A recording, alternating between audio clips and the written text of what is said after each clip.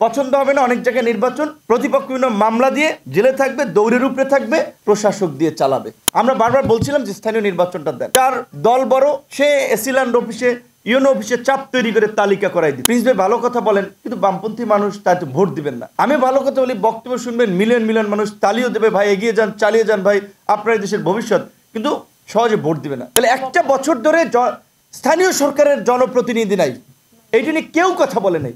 বরং আমরা অনেকে বলছি, আমাদের রাজনৈতিক অনেক মিত্ররা বলছে না এটা বললো না, আগে জাতীয় নির্বাচন, স্থানীয় নির্বাচন পরে, কারণ জাতীয় নির্বাচনে অনেকে এমপি হয়ে যাবে, সংসদ যাবে, মন্ত্রী হবে।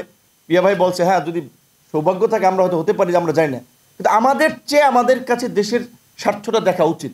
একটা বছর জনপ্রতিনিধি নেই, কোনো আলাপ আলোচনা নাই, এবং যে বিধানটা করলো বা আগেও যেটা ছিল প্রশাসক দিয়ে, সামনে নির্বাচিত সরকারও দেখবেন পছন্দ হবে না, অনেক জায়গায় নির্বাচন, প্রতিপক্ষ বিভিন্ন মামলা দিয়ে জেলে থাকবে, দৌড়ের উপরে থাকবে, প্রশাসক দিয়ে চালাবে।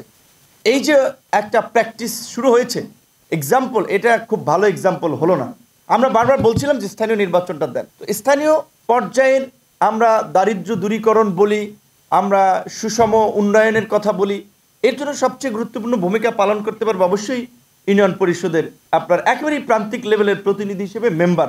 এখন ওই যে প্রিন্স ভাই বলেছেন, প্রিন্স ভাই ভালো কথা বলেন, কিন্তু বামপন্থী মানুষ তাই তো ভোট দিবেন না। আমি ভালো কথা বলি, বক্তব্য শুনবেন, মিলিয়ন মিলিয়ন মানুষ তালিও দেবে, ভাই এগিয়ে যান, চালিয়ে যান ভাই, আপনার দেশের ভবিষ্যৎ, কিন্তু সহজে ভোট দিবে না। ভোট এতদিন ধরে দেশের নৌকা এবং ধানের শীষ, কারণ দুইটাই দেশের প্রতিষ্ঠিত মার্কা, ওর বাইরে চিন্তা করে না। এখন তাহলে এই রাজনৈতিক দলগুলোকে কেন মানুষ ভোট দিচ্ছে? পরিষ্কার কথা, এখন এই গত এক বছরে ইউনিয়নের ফেয়ার কার্ড, বিজিবি, সরকারি বিভিন্ন সুযোগ সুবিধা, তার দল বড় সে এসিল্যান্ড অফিসে ইউনো অফিসে চাপ তৈরি করে তালিকা করাই দিচ্ছে, আর যারা পাচ্ছে তারা তার মিছিল মিটিংয়ে যাচ্ছে, দল করতেছে। তো প্রিন্স ভাইকে কেন ভোট দিবে? প্রিন্স ভাইকে কেউ চাল দিতে পারবে, বয়স্ক ভাতা দিতে পারবে, বিধবা ভাতা দিতে পারবে?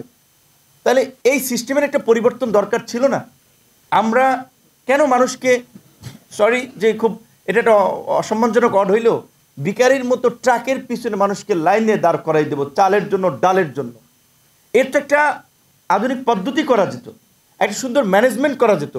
আর আমি কেন ওই দিচ্ছে কি চাল, পেঁয়াজ, তেল, সরকার যদি এই ধরেন সাধারণ মানুষ তো মোটা চালই কিনে, মোটা চালে ভর্তুকি দেখ যে চাল সারা বাংলাদেশে মোটা চাল ৪৫ টাকা বিক্রি হবে, কারণ ট্রাকের পেছনে লাইন ধরতে হবে না, কিংবা ধরেন ইউনিয়ন পরিষদে বা বিভিন্ন জায়গায় এই ঝামেলাই পড়তে হবে না।